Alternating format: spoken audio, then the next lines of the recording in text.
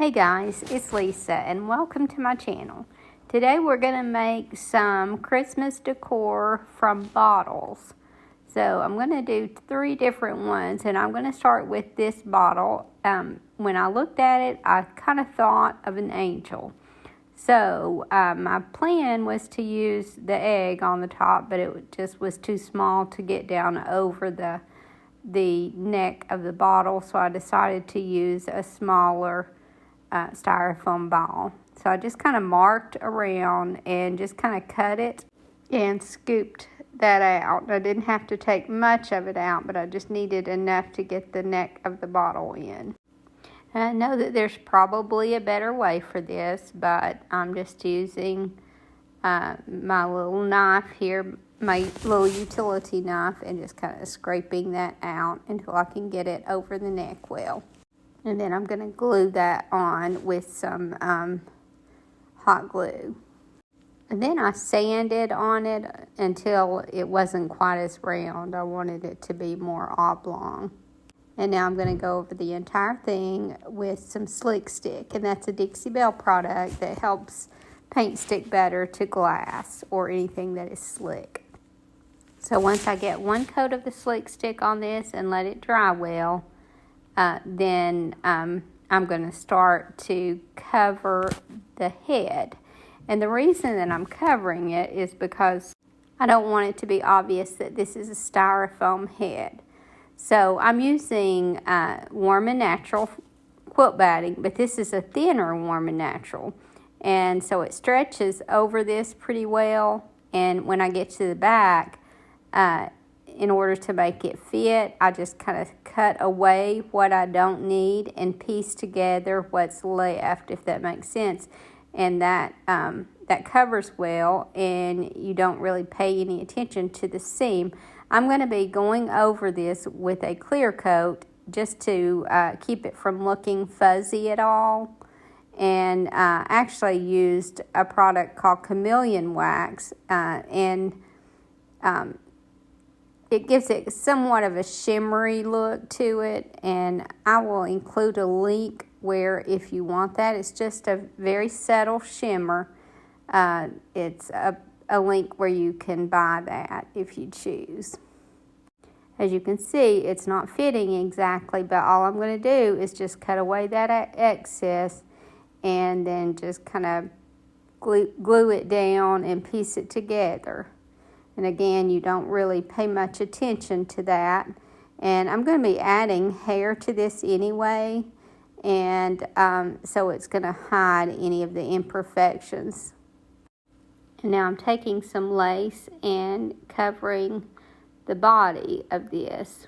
And I had a little bit of chipping because I didn't wait on my paint to dry enough before I started messing with it. So, but I'm not worried about that because I'm going to be covering this anyway. So I just cover this, and again, I just kind of piece it in the back because this is not the only layer of clothing that the angel will be wearing. Now I did some steps here that weren't necessary at all because I decided to add more to it, which is going to cover up some of the steps that I did. So you'll know which ones not to bother with. One of them is I'm adding a trim around the top and the bottom, and that was completely pointless because I'm covering it all up. And here I'm going over it with the chameleon wax. And again, you could just use a clear coat. You just want something that will smooth the fuzziness out. Unless you like that look, I just didn't feel like it went well. And here's where I'm adding the lace trim around the top and the bottom. Again, that was pointless. But you may do it and decide that that's enough for your angel body. Again, I just felt like it needed more. So I took a doily and covered this, and I just did that by kind of cutting out the very center of the doily and then putting it over the head and gluing it in place around the neck. and that gave me more of a flowy dress rather than just that flat look. And I'm not cutting up a perfectly good doily here. This is one that was stained. So I just like the look of this one, and I felt like it would make a good flowy gown. So I'm just securing everything here at the top. I'm going to be adding some more trim around the top to hide any of those little cut areas. But first I wanted to add some arms or some sleeves to this. So I took a doily and folded it in half and then glued it at the back of the neck. And then those arms will just kind of hang down there, or the doily will hang down there and just kind of form some sleeves. And now I can add some trim around the top. So I just glued a piece of this vintage lace around the top, and I let it meet in the front because I'm going to be gluing a little embellishment there where it meets. Now what I didn't film was I took some yarn and made some hair and just kind of did it in a bun. I didn't show this because I didn't have time to film it today, but I do have another video where I'm making hair like this, and I will attach that in the description, and it shows you very carefully how to do it. So this is the same concept. It's just in the other video I'm using jute twine where I'm using yarn here. Now, one thing that I wish I had done, and I may end up going back and changing this, is I wasn't the happiest with the color that I chose for the hair. So I may go back and maybe use a little bit thicker yarn and a yarn with a little bit more color. And now I'm just taking some pearl beads and gluing around the top here. Another thing that I didn't show was making the halo around the top. And in that same video that I'm attaching for the hair, I'll also add a halo there. Now the angel still needs some wings. So I took another doily and I'm folding it in half. And I'm adding quite a bit of glue because I want it to be glued together very securely. But also wanted to add that glue to give it a little bit more stiffness. Now I could have used a fabric stiffener here, but honestly I didn't want to wait on it to dry. So I just decided to just kind of keep adding glue until I felt like it was stiff enough to kind of hold up and look like wings. So I just went all the way around the edge, and then inside where I had room, I didn't want the glue to show obviously, but just adding all this glue did give it some stability, and it ended up working well for wings. Again, all that I'm doing here is just folding a doily in half. So once I have this all glued together, then I'm just going to glue it to the back. And I just make sure and glue it all the way across the top there, and then glue the center to the body. And as you can see, that makes some really neat little wings. So I added a hang tag and it was finished. Again, I wasn't the happiest with the hair here, so that may be changing. But I don't think you can tell this was once a bottle.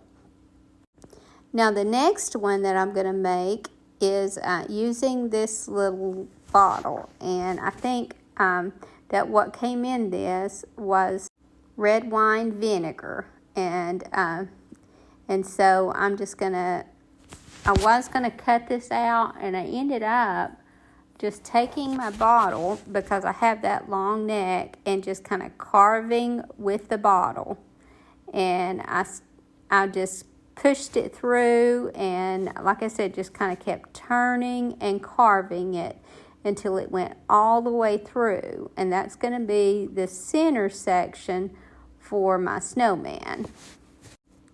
And it took a little bit of pressure, but it really wasn't very hard at all, and it didn't take long at all to kind of work that all the way through. So the center one is probably about a 3-inch styrofoam ball. And then the one that I'm going to use for the head is probably about a 2-inch. But as you can see, it's starting to work through there. And then I just kind of push that down. And then I'll do the same thing with the head, except obviously it won't have to go all the way through. And I'm going to add some hot glue for the head, or to glue the head on with. So again, I just take that 2-inch styrofoam ball and just kind of work it around and around until it fits over the top. And it didn't take very long at all on this one. It was very easy to get on. So as you can see, that makes a perfect little snowman. And now I'm going to go over this with the slick stick, one coat of it, and let that dry. And then I'm going to paint it in the colored drop cloth. Now after I let this dry and get one coat of the colored drop cloth on it and let it dry, or actually I put one coat of the colored drop cloth on it and then I sprinkled it with baking soda so that it would have a little bit of texture. Now I could have added baking soda into the paint, but it was just easy for me to sprinkle it on. Now when you sprinkle it on afterwards, then you have to take it outside and clear coat it. And I say take it outside because it needs to be sprayed with a clear coat so that you don't brush the loose particles off. So I just gave this a couple of coats of a clear matte finish and let that dry. And now I'm taking some antiquing ink and going over this, and I'm trying to concentrate around the bottom a lot and then between the tiers, just to give it some more dimension. But I want this to be a primitive looking snowman, so I want to make sure and add a lot of the antiquing. Now I will say that I'm not using a dark color here. I think this is brushed corduroy, and you could use antique linen if you wanted, but I wouldn't use anything like the walnut. I just think that it would be too much. So again, I put one coat of slick stick on this, and then one coat of the colored drop cloth, and while that was still wet, I sprinkled it really good with some baking soda. And then once that dried, I sprayed it with a clear matte finish. And I went ahead and gave this 2 good coats so that all that baking soda would stay on, because I wanted quite a bit of texture here. So at this point, it's impossible to see that this is a bottle unless you look at the very bottom of it. But I want to add some arms, so I just took a couple little twigs from the yard and I just kind of poked them in the side here, adding a little bit of hot glue. And then I just tore a strip of some primitive looking fabric and tied a little scarf around his neck. I could have added a hat to this, but I kind of liked him without a hat. So I'm just going to leave him with just the scarf. Now, I want some buttons on this, and I could just, because this is styrofoam, I could just glue a couple of buttons to that center without anything underneath it. But I kind of like the primitive look of adding a little bit of fabric underneath, so I just cut a little square, and not a perfect square, but just cut a little square, and I'm adding a button on the top of it, and I'll add a few buttons here.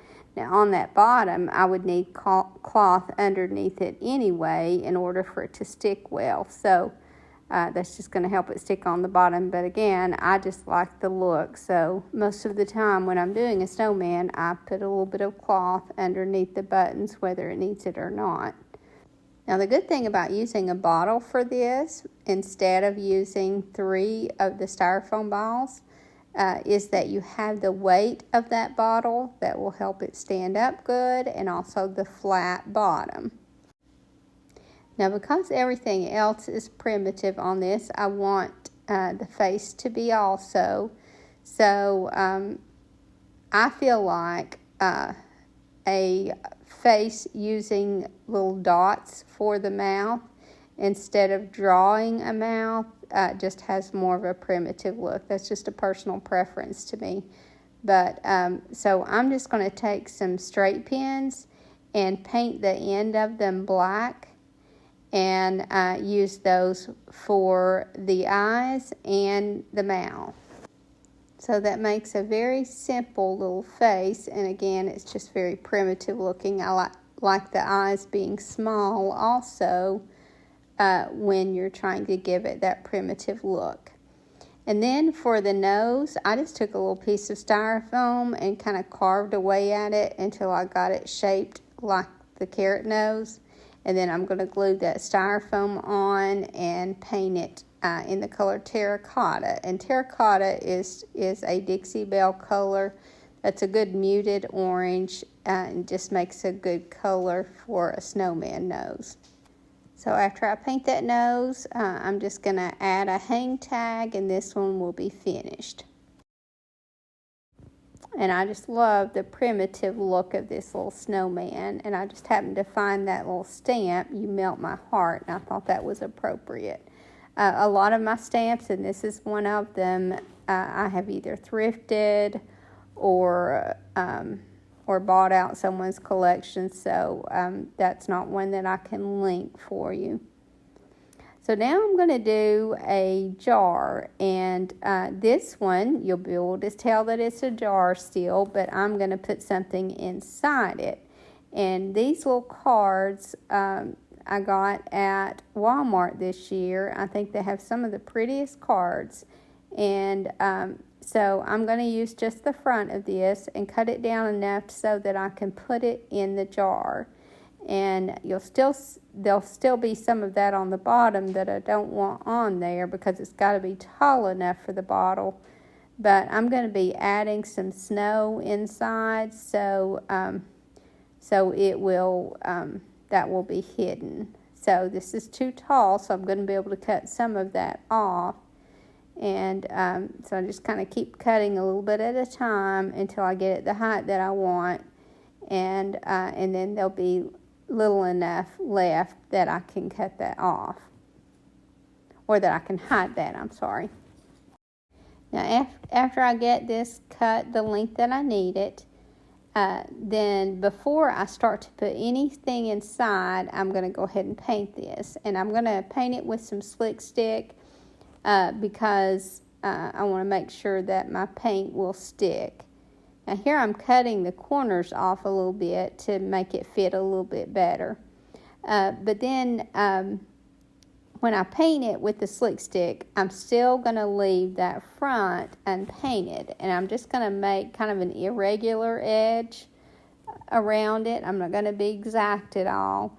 And leave a big window in the front so that you'll be able to see all the decor inside. So I'm just kind of freehanding a little frame, and I don't need an exact shape here. I just want to make sure that it's large enough to show everything, but that it comes in far enough to hide all the edges of my paper. And then once I get this completely covered and let it dry, then I'm going to paint it just with some regular white paint. Now, I could have added texture in, but I'm going to do this one just like I did the snowman. And once I get this painted with my first coat of regular paint on it, then I'm going to sprinkle it with some baking soda. So again, I give this one coat, let it dry, and then give it one coat of just a regular white paint. And I think I even used an acrylic paint on that. But to go inside, I'm going to use this little tree on a base that I did in my last video. But as you can see here, I've added a little piece of a pick just to make a little shabby small tree kind of to the front of it. And that will be enough trees in here. And I'm just going to drop that down into the bottle and then sprinkle snow. Now what I ended up having to do was remove all the bark from this little wood slice, and because it wouldn't fit down inside until I did. And then once I put it inside, then I just put a good amount of baking soda down in it to use for snow. You could obviously use fake snow, but I just kind of like the look of just regular baking soda. And then I clear coated my white paint on the jar and sprinkled it with some iridescent glitter. Now I had an antique lid to go on this that I had painted and added a transfer to the top back in the spring that didn't sell. So I'm just going to cover this with a snowflake, a resin snowflake. And this was given to me by my friend Myra. She made me some molds ahead and sent them to me. So I don't have this particular mold, but I'm just gluing that on the top to hide that. And then I'll paint that just that same white. And that's all that I'll do to the lid. So here is where I am. I've already clear coated this, and now I'm clear coating or just painting some glue on it and sprinkling it with that iridescent glitter. Now, because I added my snow ahead of time, then I have to kind of take the lid off and kind of replace it. I should have done all the inside after I finished the outside, but I was able to fix it. But my advice would be to finish the outside completely before you add the inside decor. Now once I finished adding the iridescent glitter to this, then I just took a little bit of greenery and pine cones and tied around the very top. And then once I added the greenery around the top, then this was finished, except that I felt like it needed some lighting inside. So I just took some of the little battery operated lights from the Dollar Tree, and I just kind of taped them inside the lid.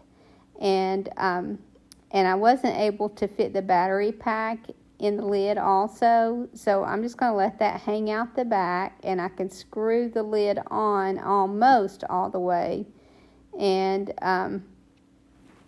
just be able to turn the lights on and off. But as you can see, lighting up the inside of that really, really helped. And I just love this particular jar because I love old jars anyway, but I like the flat front and the back to it. And it just made the perfect jar for this. Now, if you used a larger jar, for one thing, it would be a lot easier to put the things inside it, but you could add more to it. But I just thought that was the perfect amount for this size jar. I hope you guys enjoyed this video, and I hope to see you in the next. Thank you so much for watching. Have a great evening, and God bless you and your family.